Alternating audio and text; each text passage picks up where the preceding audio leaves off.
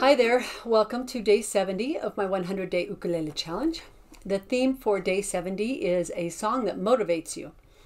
And I have had the list printed out since before I ever started the challenge, and I filled in all the blanks, as it were, as I went along. A lot of them I filled out right away, and then as I've gone along I filled in some other ones. And this one was still blank even today when it was time to do number 70.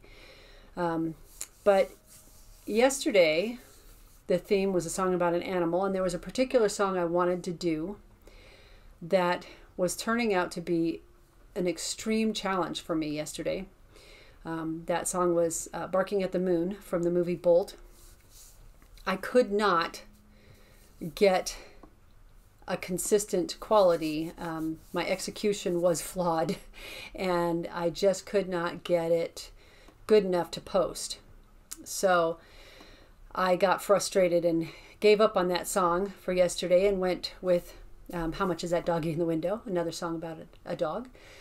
But I decided this morning that a song that motivates me is a song that provides a technical challenge that I just have to keep working at until I get it.